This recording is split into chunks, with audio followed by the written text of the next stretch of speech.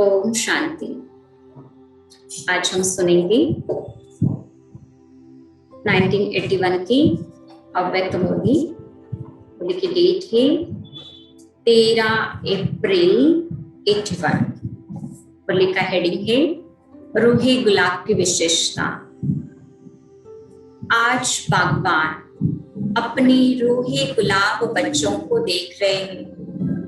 चारों ओर के रूहे गुलाब बच्चे बाप दादा के सम्मुख हैं। साकार में चाहे कहाँ भी बैठे हैं। आज आधे भाई बहन नीचे मुरली सुन रहे हैं, लेकिन बाप दादा उनको भी अपने नयनों के सामने ही देख रहे हैं। अभी भी बाप दादा बच्चों के संकल्प को सुन रहे हैं।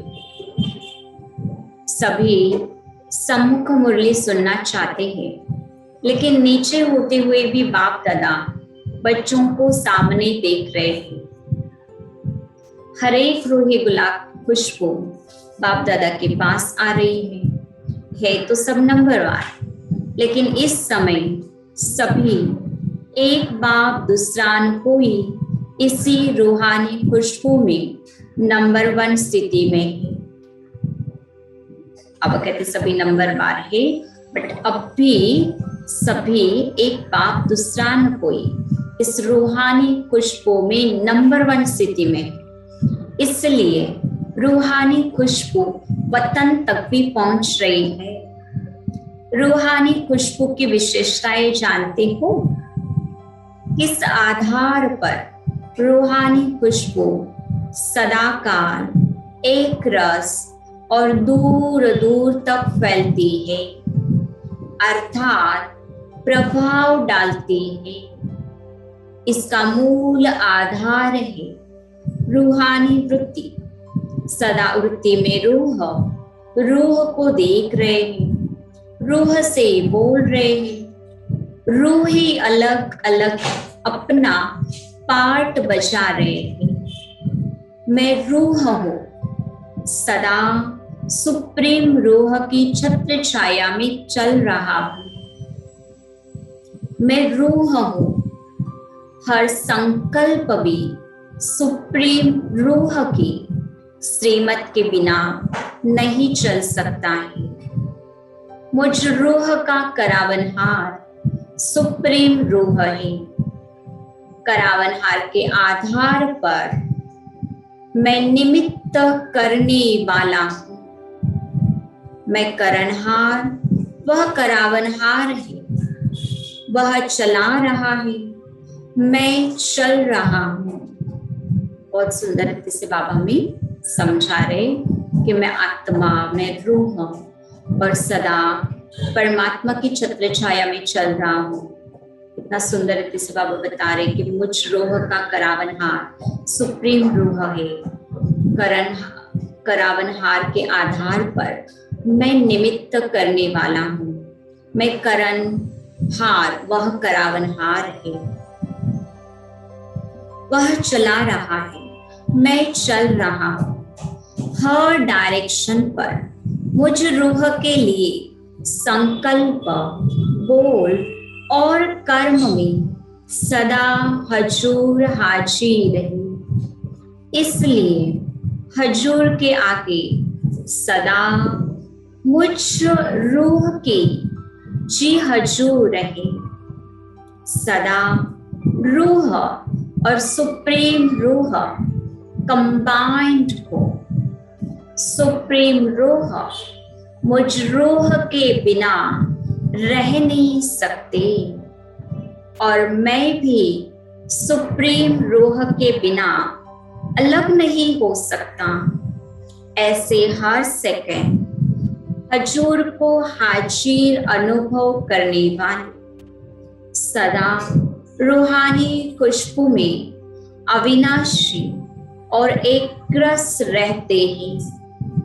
यह है नंबर 1 खुशबूदार रूहे गुलाब की विशेषता। ऐसे की दृष्टि में सदा सुप्रीम रूह समाया हुआ होगा। वह बाप की दृष्टि में और बाप उनकी दृष्टि में समाया हुआ होगा।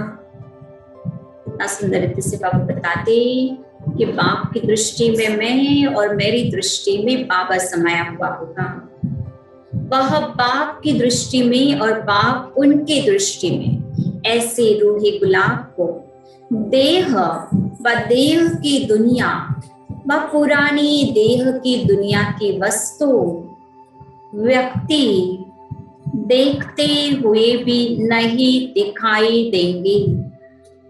देह द्वारा बोल रहा हूं, लेकिन देखता रूह को है, बोलता रूह से ही, क्योंकि उनके नयनों की दुनिया में सदा रूहानी दुनिया है, फरिश्तों की दुनिया है, देवताओं की दुनिया है। सदा रूहानी सेवा में रहते। दिन है व रात है, लेकिन उनके लिए सदा रूहानी सेवा है। ऐसे रूहे गुलाब की सदा रूहानी भावना रहती कि सर्व रूहे हमारे समान वर्षे के अधिकारी बन जाए। परवश आत्माओं को बाप द्वारा प्राप्त हुई शक्तियों का सहयोग दे, उनको भी अनुभव करावे। किसी की भी कमजोरी और कमी को नहीं देखेंगे। बाबा विशेषताएं बता रहे हैं कि सभी के प्रति एक शुभ भावना, रूहानी भावना रहेगी कि जैसे हमें बाप के वर्षे का अधिकार प्राप्त हुआ है, वैसे हर एक रूह को प्राप्त हो। किसी की कमी कमजोरी नहीं देखेंगे। अपने धारण किए हुए गुणों द्वारा शक्तियों का सहयोग देंगे। देने वाला दाता बनेंगे। ब्राह्मण परिवार के लिए सहयोगी, अन्य आत्माओं के लिए महादानी। यह ऐसा है, यह भावना नहीं, लेकिन इसको भी बाप समान बनाओ, यह शुभ भावना। साथ साथ यही श्रेष्ठ कामना कि यह सर्व आत्माएं कंगाल, दुखी, अशांत से सदा शांत, सुख रूप मालामाल बन जाए। सदा स्मृति में एक ही धुन होगी कि विश्व परिवर्तन जल्दी से जल्दी कैसे हो। इसको कहा जाता है रूहे गुलाब। आज महाराष्ट्र का टन है। महाराष्ट्र वाले सदा एक ही महाशब्द को याद रखे तो सब महान अर्थात नंबर 1 बन जाए। महाराष्ट्र वालों का क्या लक्ष्य है? महान बनना, स्व को भी महान बनाना है और विश्व को भी महान बनाना है। यही सदा स्मृति में रहता है ना। सुंदर बात बाबा याद दिला रहे। महाराष्ट्र बना महान बनने वाले, जो स्वयं को भी महान बनाने वाले और विश्व को भी महान बनाने वाले। बाबा कहते सदैव ये स्मृति में रहता है। और कर्नाटक वाले सदा नाटक में हीरो पार्ट बजाने वाले। बनना भी हीरो है, बनाना भी हीरो है। आंध्र अर्थात अंधियारा मिटाने वाले। सब प्रकार का अंधेरा। आंध्र में गरीबी का अंधकार भी ज्यादा है, तो गरीबी को मिटाए, सर्व को संपन्न बनाना है। तो आंध्र वाले विश्व को सदा साहूकार बनाने वाले हैं। जो न तन की गरीबी, न धन की गरीबी, न मन के शक्तियों की गरीबी, बाबा कहते तन की, धन की, मन के, शक्तियों की गरीबी को समाप्त करना है। तन मन धन तीनों ही गरीबी को मिटाने वाली, इस अंधकार को मिटाकर सदा रोशनी लाने वाले तो आंध्र निवासी हो गए मास्टर ज्ञान सूर्य। मद्रास अर्थात सदा रास में मगन रहने वाले। मद्रास के लिए बाप दादा कहते सदा रास में मगन रहने वाले। समझा? सभी का ऑक्यूपेशन क्या है? अब तो सबसे मिले ना, मिलना अर्थात लेना, तो ले लिया ना। आखिर तो नयन मुलाकात तक पहुंचना है। बाप दादा के लिए नीचे व ऊपर बैठे हुए सब वीआईपी हैं। अभी टीचर्स के साथ बाप दादा की मुलाकात। बाप दादा सर्वनिमित्त बने हुए सेवाधारियों को किस रूप में देखना चाहते हैं, यह जानते हो? बाप दादा सर्व सेवाधारियों को सदा अपने समान, जैसे बाप कर्तव्य के कारण अवतरित होते हैं, वैसे हर सेवाधारी सेवा के प्रति अवतरित होने वाले सब अवतार बन जाए। एक अवतार ड्रामा अनुसार सृष्टि पर आता तो कितना परिवर्तन कर लेता, वह भी आत्मिक शक्ति वाले। और यह इतने परमात्मा शक्ति स्वरूप चारों ओर अवतार अवतरित तो हो जाए तो क्या हो जाएगा? बाप दादा कहते चारों ओर अगर अवतार अवतरित तो हो जाए तो क्या हो जाएगा? सहज परिवर्तन हो जाएगा। जैसे बाप लोन लेता है, बंधन में नहीं आता, जब चाहे आए जब चाहे चले जाए, निर्बंधन है। ऐसे सब सेवाधारी शरीर के संस्कारों के स्वभाव के बंधनों से मुक्त, जब चाहे जैसे चाहे वैसा संस्कार अपना बना सके। जैसे देह को चलाने चाहे वैसे चला सके, जैसा स्वभाव बनाने चाहे वैसा बना सके। ऐसा नहीं कि मेरा स्वभाव ही ऐसा है, क्या करूं, मेरा संस्कार मेरा बंधन ऐसा है नहीं, लेकिन ऐसे निर्बंधन जैसे पाप निर्बंधन है। कई सोचते हैं हम तो जन्म मरण के चक्र के कारण शरीर के बंधन में है, लेकिन यह बंधन है क्या? तो शरीर आपका है ही नहीं, फिर बंधन आपका कहां से आया?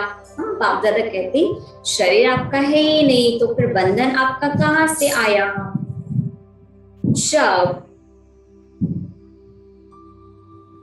मर्जीवा बन गई तो शरीर किसका हुआ?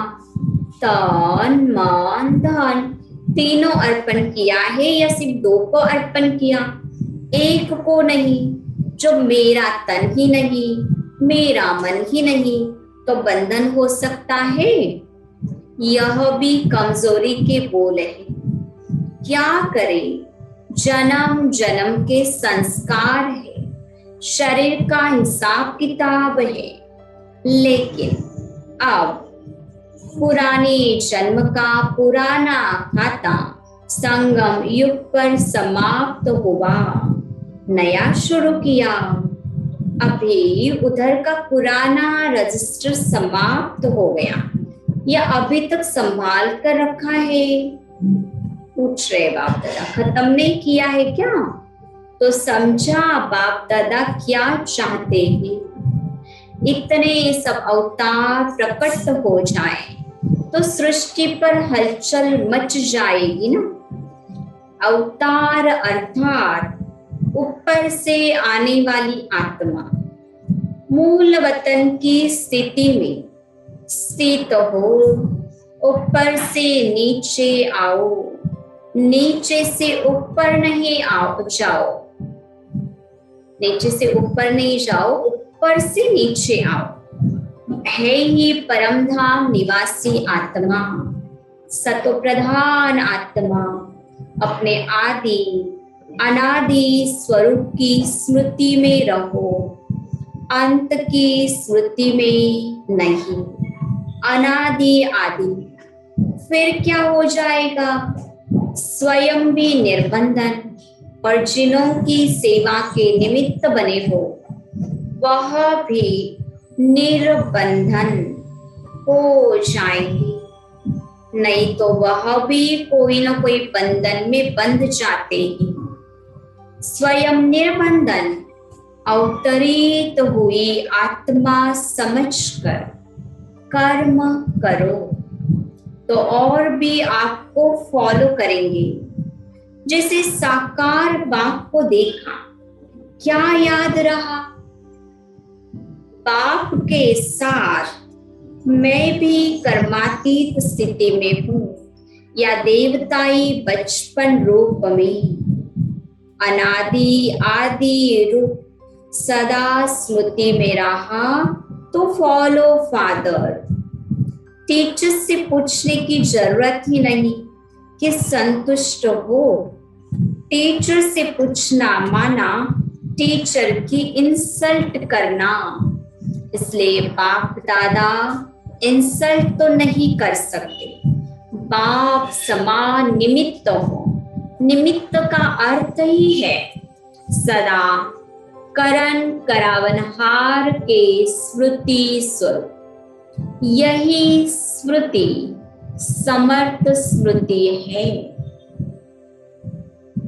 करणहार हूं लेकिन करावनहार के आधार पर करणहार हूं। निमित्त हूं लेकिन निमित्त बनाने वाले को भूलना नहीं है।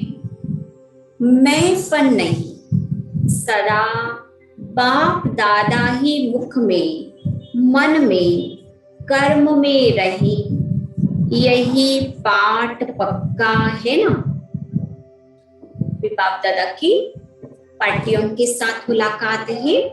उसमें फर्स्ट पॉइंट, अमृत वेले से लेकर रात तक जो भी बाप ने श्रेष्ठ मत दी है उसी मत के अनुसार सारी दिनचर्या व्यतीत करते हो।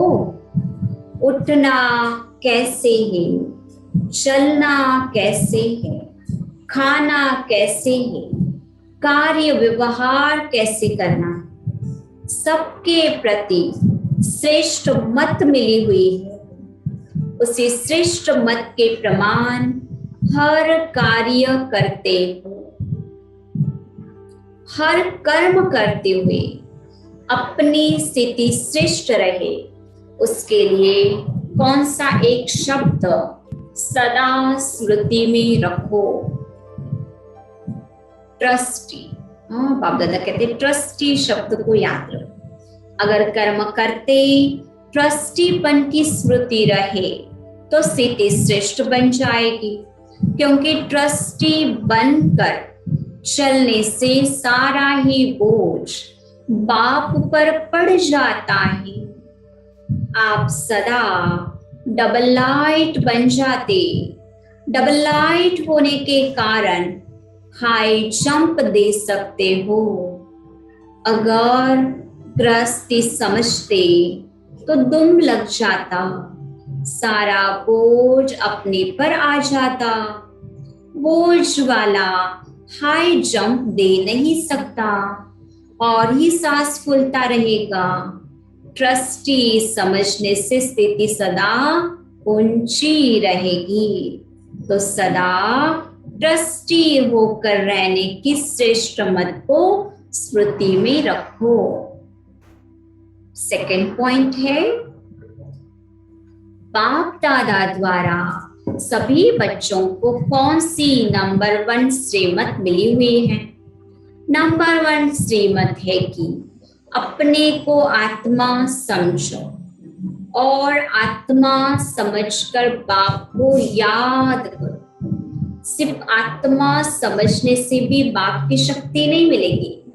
याद न ठहरने का कारण ये है कि आत्मा समझकर याद नहीं करते हो।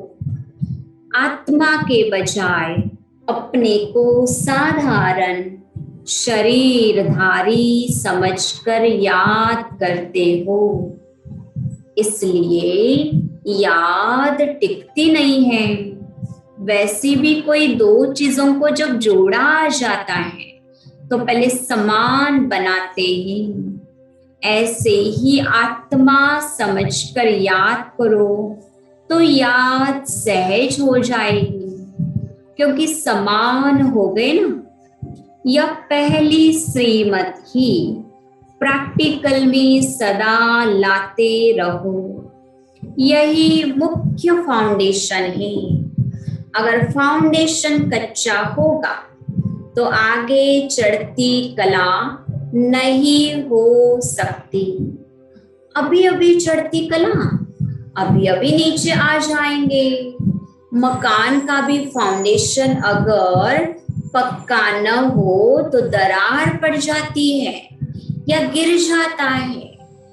ऐसे ही अगर फाउंडेशन मजबूत नहीं है तो माया नीचे गिरा देती। इसलिए फाउंडेशन सदा पक्का। सहज बात के ऊपर भी बार बार अटेंशन। अगर अटेंशन नहीं देते तो सहज बात भी मुश्किल हो जाती। अब थर्ड पॉइंट है, सदा यह नशा रहता है कि हम कल्प कल्प के अधिकारी आत्माएं, हम ही थे, हम ही हैं, हम ही कल्प कल्प होंगे। कल्प पहले का नजारा ऐसे ही स्पष्ट स्मृति में आता है। आज ब्राह्मण है, कल देवता बनेंगे, हम ही देवता थे। ये नशा रहता है। हम सो हम, यह मंत्र सदा याद रहता है। इसी एक नशे में रहो तो सदा जैसे नशे में सब बातें भूल जाती हैं, संसार ही भूल जाता है, ऐसे इसमें रहने से यह पुरानी दुनिया सहज ही भूल जाएगी। ऐसी अपनी अवस्था अनुभव करते हो तो सदा चेक करो, आज ब्राह्मण कल देवता, यह कितना समय नशा रहा। जब व्यवहार में जाते हो तो भी यह नशा कायम रहता है कि हल्का हो जाता है ना। अब दादा कहते आज मैं ब्राह्मण कल देवता बनूंगा, ये सदैव नशा बना रहे। चेक करना है कितना समय रहता है। या बाबा कहते कार्य व्यवहार में जाते तो हल्का हो जाता है, तो जैसा होता है उसको वह याद रहता है।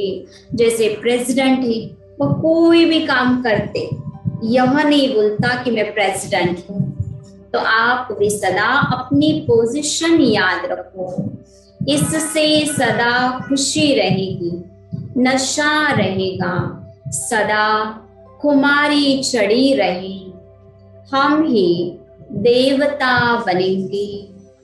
अभी भी ब्राह्मण चोटी, ब्राह्मण तो देवताओं से भी ऊंच है।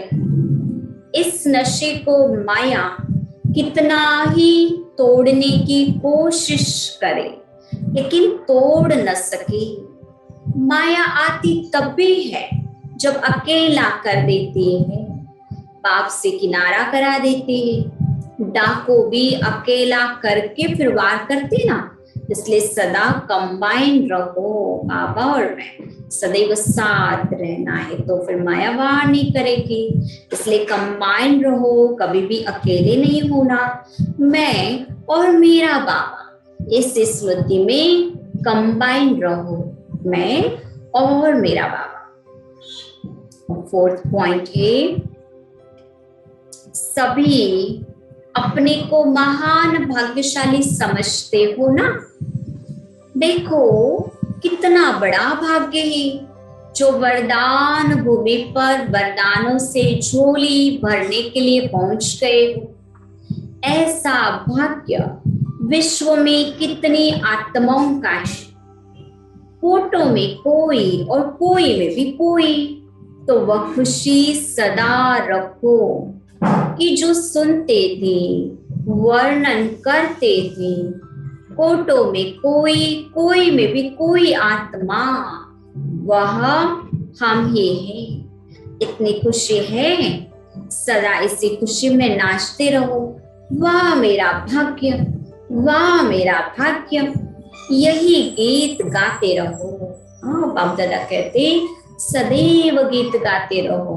वाह मेरा भाग्य, वाह मेरा भाग्य। और इसी गीत के साथ खुशी में नाचते रहो। यह गीत गाना तो आता है ना, वाह रे मेरा भाग्य और वाह मेरा बाबा, वाह ड्रामा वाह। यह गीत गाते रहो। बहुत लकी हो।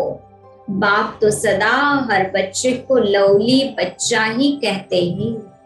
तो लवली भी हो, लकीएस्ट भी हो। कभी अपने को साधारण नहीं समझना, बहुत श्रेष्ठ हो। भगवान आपका बन गया तो और क्या चाहिए। जब बीज को अपना बना दिया तो वृक्ष तो आ ही गया ना। तो सदा इसी खुशी में रहो।